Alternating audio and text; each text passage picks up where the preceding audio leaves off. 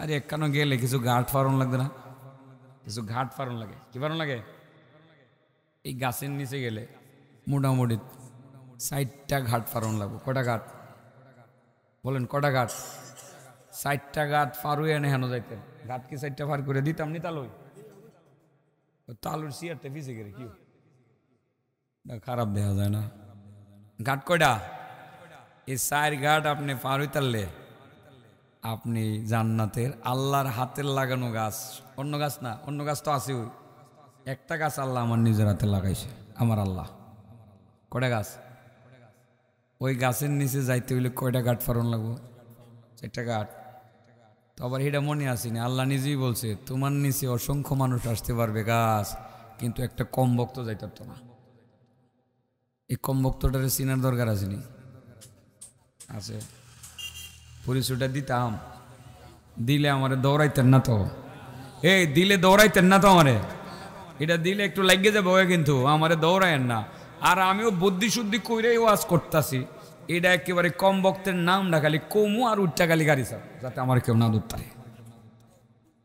আছে যে এটা শিউর, আছে যে এটা শিউর। আল্লাহর হাতের লাগানো গাছের নিচে যাওননি? আল্লাহ যে গাছ লাগাইছে এই গাছের ফল খাওননি? আমার দিয়ে এখনই মন চাইতেছে এই ফল খাইতাম। আল্লাহ গো, তুমি যে গাছটা লাগাইছো এই গাছের ফল আমারে খাওয়াই দিও। আল্লাহু আকবার। হাদিস কুদসি বলতেছি ও বাবা, চমৎকার একটা হাদিস। বহু বছর আগে এই হাদিসটার উপরে আলোচনা করছিলাম, কমপক্ষে 8 থেকে 9 বছর আগে।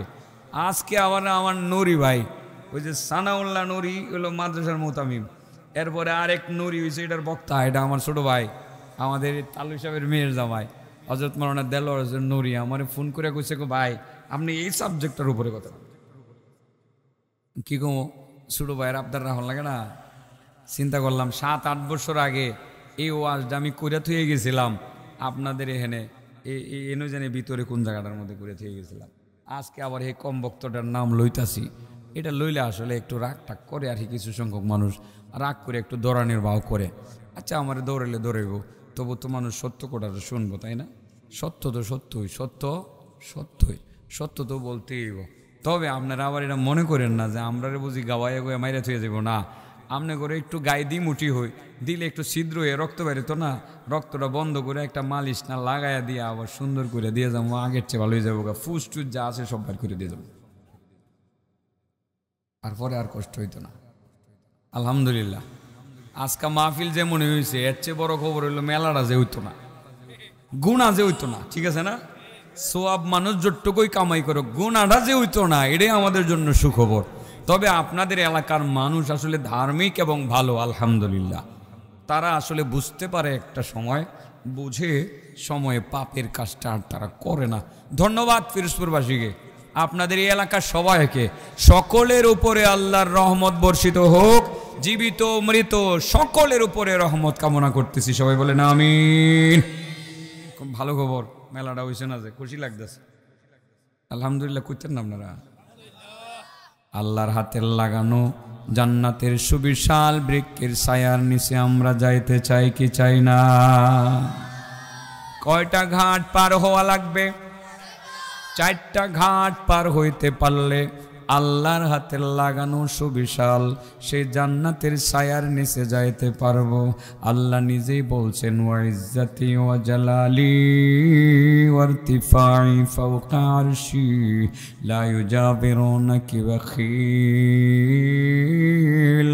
ও বৃক্ষ, তোরে আমি নিজের হাতে লাগাইছি, আমি নিজে তোরে যত্ন করছি, তোর মধ্যে এত সুন্দর তাদাল্লাত বিহাত সিমার, অনেক অনেক ফল আসছে, এত এত ফল আসছে, আমি বড় খুশি হয়ে গেলাম। ও বৃক্ষ, তোমার এই ছায়ার নিচে জান্নাতের ভিতরে আমার অসংখ্য বান্দা বান্দি আসতে পারবে, কিন্তু একটা কম ভক্ত কোনোদিন আসতে পারবে না। 4টা ঘাট যদি আমরা পার হইতে পারি, আমরা ইনশাআল্লাহ আল্লাহর হাতের লাগানো জান্নাতের সুবিশাল বৃক্ষের নিচে যাইতে পারবো। 1 নম্বর ঘাট হইল মরণের ঘাট। এই ঘাট পার না হইয়া আপনি জান্নাতে যাইতে পারতেন না। 1 নম্বর ঘাট কি? তাহলে মরলে খুশি নি?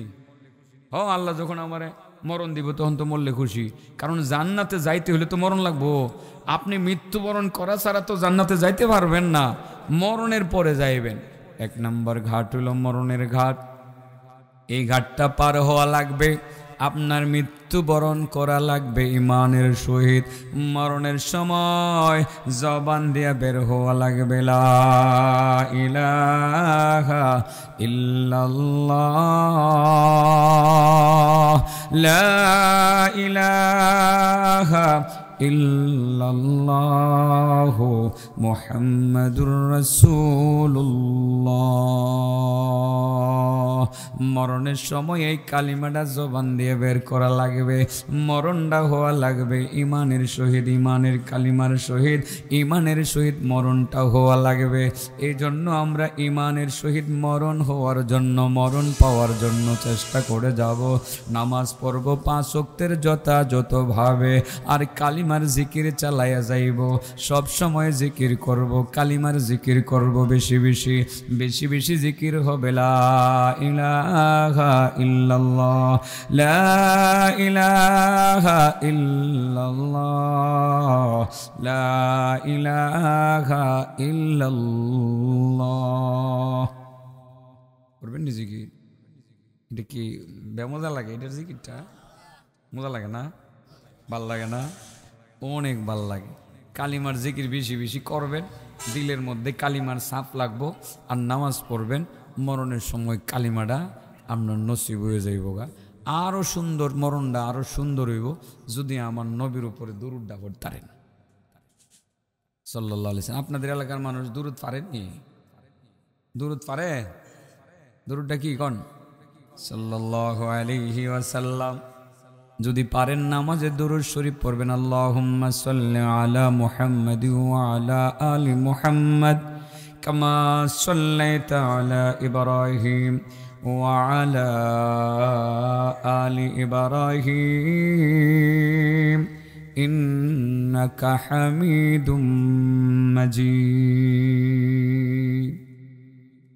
মরণের সময় এই কালিমা নসিব হওয়া লাগবে, এই কালিমা নসিব হওয়া লাগবে, ইমানের কালিমা লা ইলাহা ইল্লাল্লাহ। যদি দুরুদের উপরে আমল করেন তাইলে ইমানের কালিমা নসিব হওয়ার সম্ভাবনা আছে। মরণটাও আপনার আসান হবে, কারণ মরণের সময় অনেক কষ্ট দিবে আজরাইল। নবীর কাছে আজরাইল মৃত ব্যক্তিদের, মানুষের জীবিত ব্যক্তিদের জান কবজ করার সময় কি পরিমাণ কষ্ট দেয়, হযরতে আজরাইল নবীর কাছে বর্ণনা করতে গিয়ে বলছিলেন, ইয়া রাসূলুল্লাহ, ইয়া হাবিবাল্লাহ, আমি যখন মানুষের মৃত্যু দেই আমার কোনো দয়া হয় না, আমার কোনো মায়া হয় না, আমার কোনো দয়া মায়া লাগে না। কারণ আমাকে দয়া মায়া দিয়া আল্লাহ পয়দা করেন নাই। আমার যদি কোনো দয়া থাকতো, আমার যদি কোনো মায়া থাকতো, আমি মানুষের জান কবজ করতে পারতাম না। কারণ যখন বাবার জান কবজ করা হয়, সন্তান সামনে থাকলে সন্তান চিৎকার করে করে কাঁদে। তারা বলে, আল্লাহ আমার বাবারে আর কয়টা দিনের জন্য দিয়ে যাও, বাবার চেহারাটা আর কয় দিনের জন্য দেখতে চায়। এভাবে বাবার সামনে যখন সন্তানের জান কবজ করা হয়, বাবা চিৎকার করে করে কান্না করে, আল্লাহ প্রয়োজনে তুমি আমারে লইয়া যাও, তবু আমার সন্তানটার হায়াত তুমি বাড়াইয়া দাও। ইয়া রাসূলুল্লাহ, আমার কোনো দয়া নাই, আমার কোনো মায়া নাই। সন্তানের চোখের সামনে বাবার জান কবজা করি আমার মায়া লাগে না, বাবার চোখের সামনে সন্তানের জান কবজা করি আমার কোনো মায়া লাগে না। নবীজি, আমি যখন মানুষের জান কবজ করি আমি অনেক ব্যথা দেই, অনেক কষ্ট দেই। জান কবজ করার সময় কি পরিমাণ কষ্ট যে দেয়। একটা বকরিকে জীবন্ত পায়ের দিক থেকে চামড়া ছিলে ফেললে, মাথার দিক থেকে বের করে ফেললে বকরিটা যেই পরিমাণ কষ্ট পায়, একটা মানুষের জান কবজ করার সময় আমি আরো অনেক বেশি কষ্ট দিয়ে থাকি। তবে নবী গো, আপনার উম্মতের মধ্যে যে সমস্ত উম্মতেরা আপনাকে ভালোবাসবে, আপনাকে মহব্বত করিয়া করিয়া যারা আপনার উপরে বেশি বেশি দরুদ পাঠ করবে, আপনার তরিকা মতে জিন্দেগি যাপন করবে, আমি যখন তার মৃত্যুর দায়িত্ব পালন করব, আমি যখন তার জান কবজ করব, আমি আর কোনো কষ্ট দিব না, মৃদুভাবে হালকাভাবে জানটা কবজ করে নিয়ে যাব। আপনার উপরে দরুদ পাঠকারী উম্মত কোনো টের পাবে না। বাবা, আল্লাহর হাতের লাগানো গাছটা জান্নাতে আছে না, এই গাছের নিচে যাওয়ার জন্য ঘাট কয়টা পারণ লাগবো? হ্যাঁ, 1 নম্বর মরণের ঘাট সহজে পারণ যাইব কি করলে? বেশি নামাজ পড়লে, কালিমার জিকির করলে, আর আমার নবীর উপরে বেশি বেশি দুরুদ পড়লে। কি বুঝতেছেননি না কি গেলে এমনি মাথা লড়াই গেলে আমারে খুশি করবার লাগে লড়াইতেছেন। একটা কম বক্ত যাইতাম তো না, মনে আসেনি? এটারে লাস্টে কমু না, আমরা কবে কমু? লাস্টে, তাড়াতাড়ি করতাম না, তবে ওয়াজ বেশি করতাম না আজকে। বাউ দিকটা মনে হইতেছে আপনার পেটে ক্ষুদে লাগছে, যাবেন গা? আমি ধরেন আপনার 11টা সর্বোচ্চ 11টা 10 15 পর্যন্ত কথাবার্তা কমু আর কি, এর বেশি কথাবার্তা কইতাম না। আপনারা শুনতেছেন, আমি বুঝছি আপনারা যখন মাত্র বুঝা ধরছেন, ঠিক আছে না? কয়টা ঘাট পারণ লাগবো রে? 1 নম্বর মরণের ঘাট মরণ লাগবো নি?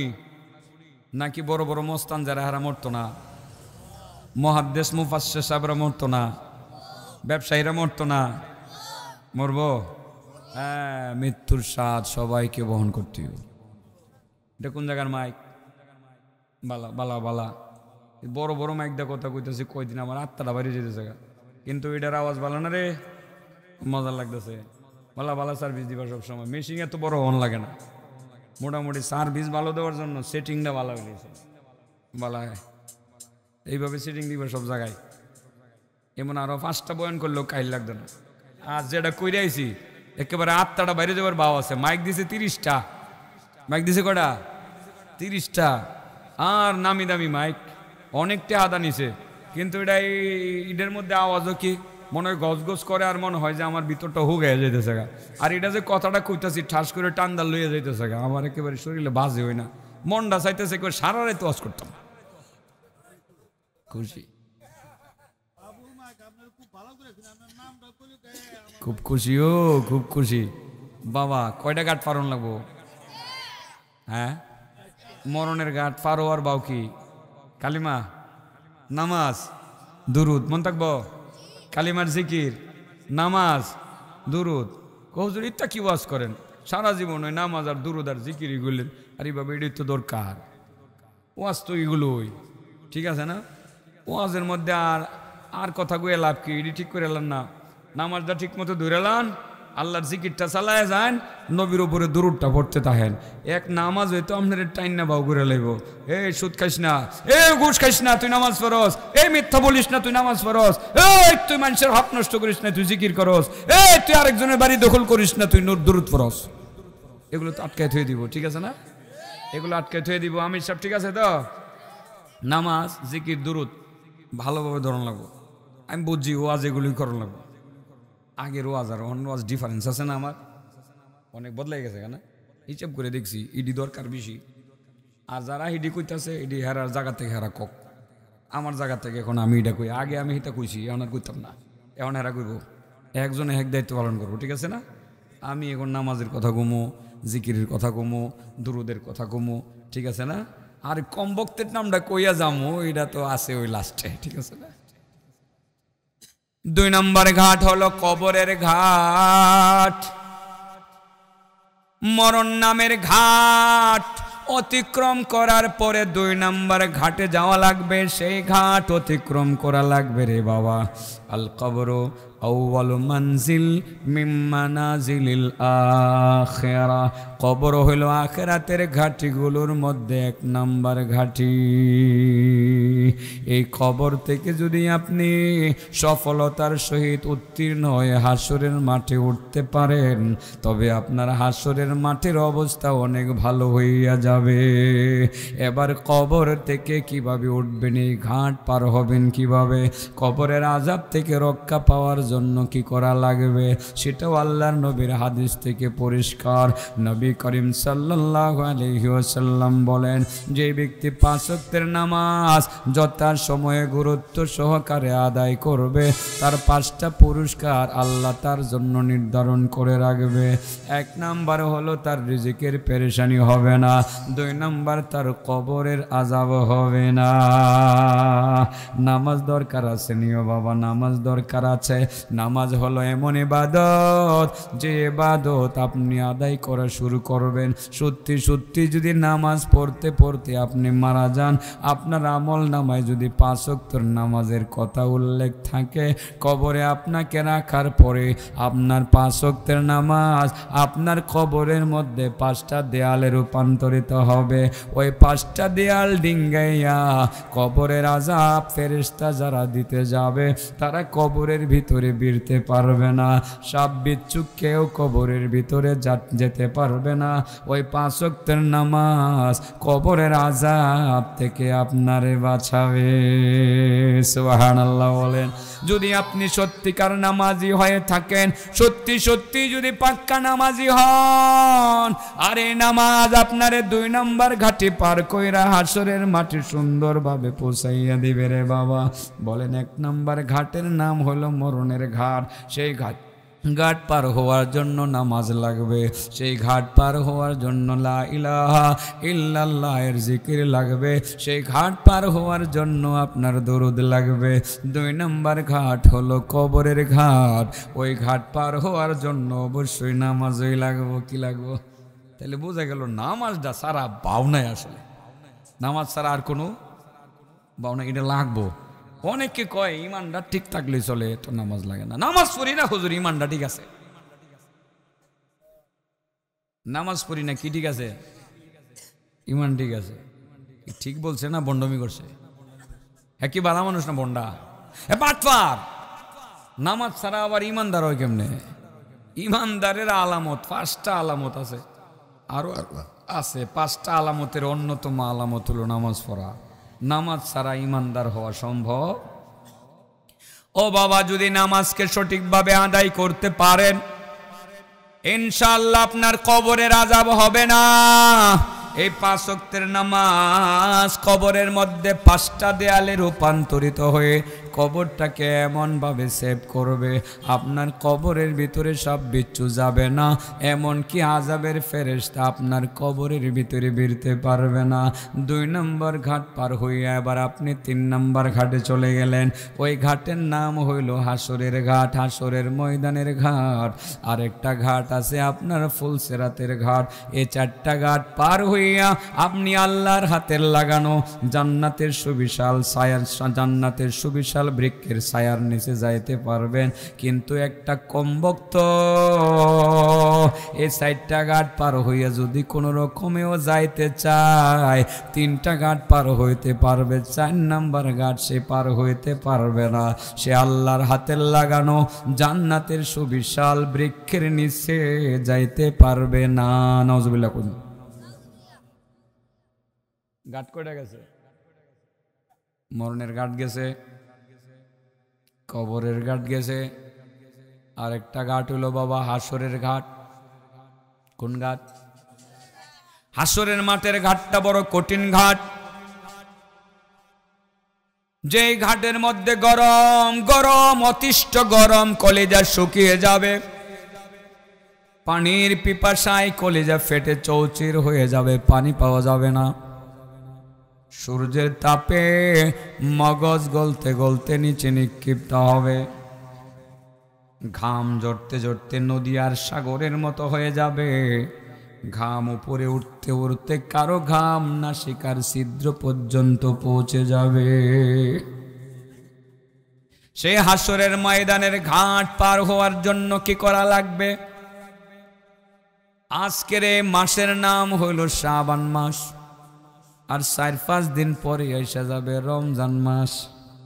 আসরের মাঠের কঠিন ঘাট যদি আপনি পার হইতে চান রে বাবা, রমজান মাসের রোজা রাখতে হবে।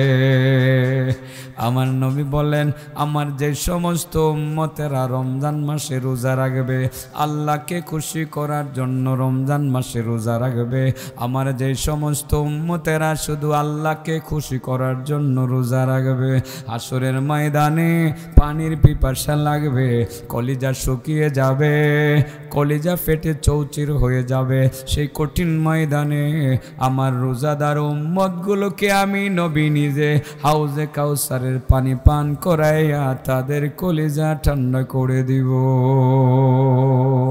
আমার রোজাদার উম্মতেরা আসরের ময়দানের 3 নম্বর ঘাট পার হইয়া 4 নম্বর ঘাটের পারে চলে যাবে। ঘাট কয়টা পার হইছে? এই ঘাটগুলো পার হওয়া দরকার। 4 নম্বর ঘাটটা কি ঘাটও?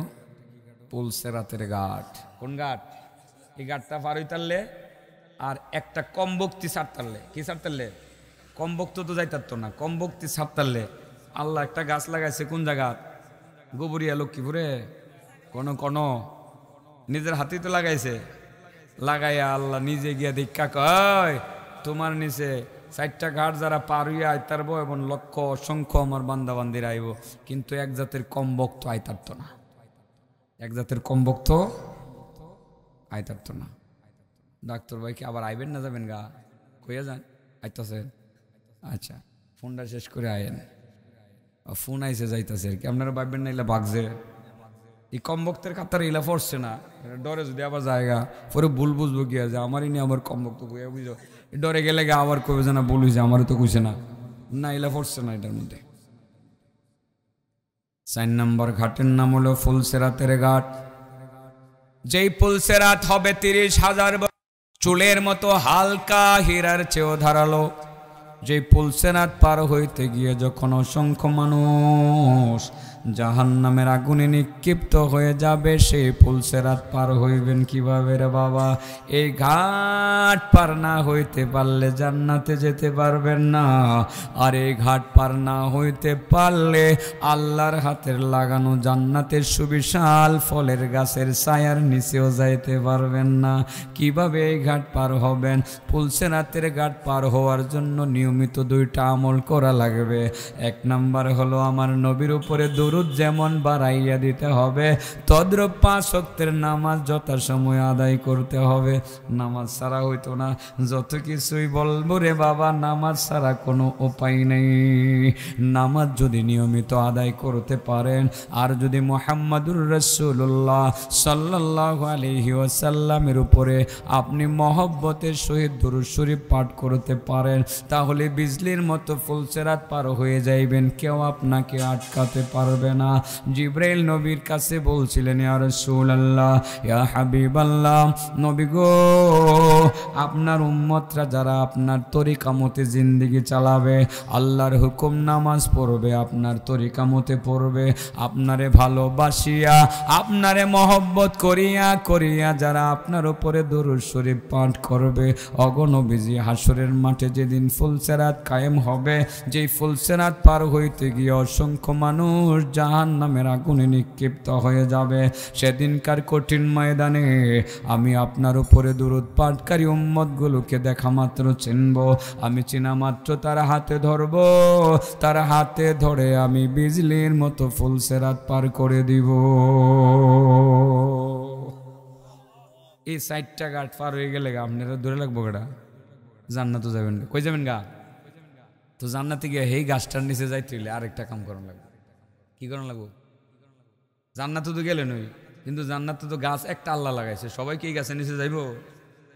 এক শ্রেণীর মানুষ যাইতারতো না, আর অসংখ্য মানুষ যাইব। কারা যাইব? যারা কিপটামি ছেড়ে দিব। কি ছেড়ে দিব? কি ছেড়ে দিব? যারা আমি কিপটামি ছেড়ে দিব, হেরা যাইতারব। আর কম বক্তর নাম কইছিলাম না, কইতাম, এটা হইল কৃপণ। এটা কি? হ্যাঁ, লা ইউজাবিরুনাকি বখিল। বখিল বুঝেননি? বখিল, বখিল নাম কইছি, আগেই তো কইছি, আপনারা না বুঝলে আমি কি কইতাম? বখিল টেহ থাক্য নিজেও খায় না, মানুষেরও খাওয়ায় না, ছেলে মেয়েরও খাওয়ায় না, এমন কিপটার কিপটা। বই কইছে একটু মুরগি কিনে আনেন, পারতাম না মুরগি, হ্যাঁ এক সপ্তাহ আগে মুরগি কিনছি না, প্রত্যেক সপ্তাহ মুরগি খাওয়ান লাগে, মুরগি কিনে না, মাছ কিনে না, কালো ভর্তা করে লাও, ছেলে মেয়েরা খাওয়ায় না, পয়সা খালি ব্যাংকের মধ্যে নিয়ে জমায়। গাজী সাহেব ঠিক আছে না, এরকম কৃপণ আছে না, নিজেও খায় না, পরিবারকে খাওয়ায় না, মারে খাওয়ায় না, বাবারে খাওয়ায় না, খালি ব্যাংকে জমায়। এদেরকে বলা হয় কৃপণ। যারা কৃপণতা করবে না, যারা আল্লাহর রাস্তায় সাদাকা করবে, নিজে খাবে, মারে খাওয়াবে, বাপেরে খাওয়াবে, সন্তানরে খাওয়াবে, এতিমরে খাওয়াবে, গরিবরে খাওয়াবে, মাল জমা করবে না, ওই সমস্ত লোকেরা চারটা ঘাট পার হওয়ার লগে লগে মহান আল্লাহর লাগানো জান্নাতের সুবিশাল বৃক্ষের ছায়ার নিচে গিয়া জায়গা করে নিতে পারবে। কিপটামি করন না সারণ। এখন যদি কই কিপটামি সারার জন্য একটু প্রমাণ চাই, দিবেননি প্রমাণ? হ্যাঁ, আল্লাহ কিন্তু একটা কথা কইছে, করা কথা, যে কথাটা আমি শুরুতেই বলছিলাম, ওয়াইলুল লিকুল্লি হুমাযাতিল লুমাযা الذي جمع مالا وعددا يحسب أن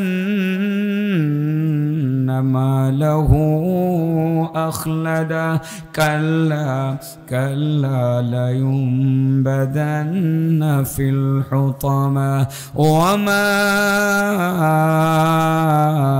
أدراك ما الحطمة نار الله الموقدة التي تطلع على الأفئدة إنها عليهم مؤصدة في عمد ممددة। আল্লাহ বলেন ওয়াইলুল লিকুল্লি হুমাযাতিল লুমাযা, ওয়াইল দুজুক অবধারিত অনিবার্য তার জন্য। কার জন্য? হুমাযা, হুমাজার জন্য। কার জন্য? লুমাজার জন্য। কার জন্য? হুমাজা একটা, লুমাজা ওই একটা। 3 নম্বর আল্লাযী জামা মালা ওয়া আদ্দাদা।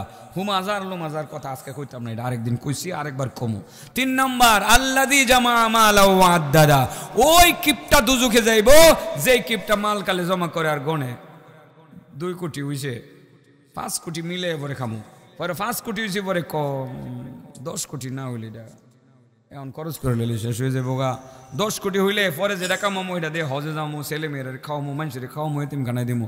পরে 15 কোটি হয়েছে, পরে 20 কোটি মিলে এলে বালা। যে মাল জমা করে আর গনে, মাল জমা করে আর গনে কিপটা, ওই কিপটা দুজুগে যাইব। ওই কিপটা আমার আল্লাহর হাতের লাগানো জান্নাতের সুবিশাল বৃক্ষের ছায়ার নিচে কোনোদিন যেতে পারবে। তাহলে কিপটামি করন না, ছাইরা দেওয়ান। প্রমাণ কি? ছাইরা দিবেন যে ওই কি কইতাম, কোন মানুষে দিব, এখনই দিব, আপনি কিছু গাইতেন না, কিছু চাইতাম নি। মাদ্রাসার জায়গা দরকার, এই সুন্দর একটা মাদ্রাসার জায়গা দরকার। আমি আজকে আপনাদের কাছে জায়গার কালেকশন করতাম না, খালি দোয়া চাই যান। আপনারা যদি পারেন, কারো দ্বারা তৌফিক হয়, মাদ্রাসার জায়গা আশেপাশে ধান ক্ষেতের মধ্যে কিনে দেন। আল্লাহু আকবার, আল্লাহু আকবার।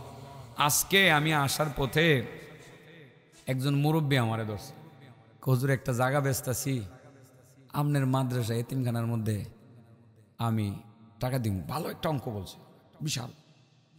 আমি বললাম না, দিন না। করে আপনি নতুন যে মাদ্রাসাটা করতেছি এটার মধ্যে আরো কিছু জায়গা কেনা দরকার, পারলে হেন কিছু দিয়ে। পরে বেড়া না মনে হয় যে একেবারে তার আত্মাটা ফেরত পাইছে। হুজুর তাইলে হুজুর আমার শরীক রাখেন, এই কামটা যদি করতারি হুজুর মরণের আগে আমার দিলটার মধ্যে একটা শান্তি পাবো। হুজুর মরবার আগে আমি দেখা যাইতাম চাই যে মাদ্রাসার নামে আমি কয়েক শতাংশ, 1% জমি দাম 7 লাখ টাকা। ওখানে আমি যেগুলো কিনছি, আমিও কিছু কিনে দিছি, আমার ওয়াইফে কিছু কিনে দিছে। আমার একটা ভাই আছে, ভাই আলহামদুলিল্লাহ আমার আপন ভাই নাই, কিন্তু আপন ভাইয়ের মতো তারাই মহব্বত করি। এই ভাইরা প্রায় কোটি টাকার মতো জমি কিনে দিছে। ইদানিং কইতেছে বাকিডি কিনতে যা লাগে রেডি, খালি কিনেন, টাকা নেন। আলহামদুলিল্লাহ করতেন না যারা বুঝছে, অথচ ওর হাতে টাকা নেই, 1 টাকাও নেই। দেন কেমনে? হে জমিটা বেচেন, হেডা বেচ্চা হেডার টেহা দেয় এটা কিনে তার আরেক জমি দেখাই দিছে। সে বলল যে আমার মনের আশাটা পূরণ হইব, আমি যে সদকায়ে জারিয়ার জন্য স্থায়ী একটা জাগার ব্যবস্থা মাদ্রাসার জন্য করে দিতে পারলাম, আমি মানসিকভাবে শান্তি পাবো। আমার এটাও কইছে হুজুর একটু জায়গা পাশে 100% জায়গা একটু বাড়ায় কিনেন আমার লাগে আপনার লাগে কেড়ে কেন শেষ শোয়াটা শুইতাম, মাদ্রাসার ছাত্রের লগে ঘুমাইতাম, শেষ ঘুমটা ঘুমাইতাম, যাতে চিরতরে ঘুমটা আমার হ্যানই হয়। মাদ্রাসার ছেলেরা কোরআন পড়বো আর হাদিস পড়বো, আমার কোরআনের মধ্যে ফয়জবর করতে। বয়স কিন্তু আমার চেয়ে ছোটো, বয়স আমার থেকে ছোটো। আসলে যারা বুঝছে তারা এই কাজটা করে। তো আপনাদের কাছে আমি বলে গেলাম, বলবো না যে আজকে এক্ষণই দেয়ালান, মনের ভিতরে জিনিসটা রাখেন। সস্তা করে কিছু জমিন ডানে বামে একটু কিন্না দেন বাবা, 10% জমি কিন্না দেন। এই প্রতিষ্ঠান আপনার হয়ে গেল, কিয়ামত পর্যন্ত আপনার। এই প্রতিষ্ঠান সাক্ষী হবে আপনার পরপারের জন্য, এই প্রতিষ্ঠান আপনার জান্নাতে যাওয়ার জরিয়া হবে। কারণ যদি গুনাহ কইরাও মরেন, কবরও যদি আযাব হয়, আর এখান থেকে হাজার হাজার শত শত ছাত্র যদি কোরআন তেলাওয়াত করে, এই সদকায়ে জারিয়ার বদৌলতে আপনার আযাব বন্ধ হয়ে যাবে, আপনার জান্নাত উদারিত হয়ে যাবে। কাজটা করে দেন বাবা, জাগার ব্যবস্থা করেন। আজকে আর আমি আর কিছু কইতাম না আপনাদেরকে। তবে মাহফিলটা সানাউল্লাহ নুরির জন্য করা বড় কঠিন। এই ফিরোজপুরিটা এমন একটা বাজার, যেই বাজারে প্রতি সপ্তাহ 2-4টা মাহফিলের কালেকশন হয়। কথা কি ঠিক? হ্যাঁ, এই ফিরোজপুরের মানুষ আর কত টাকা মাহফিলে দিত?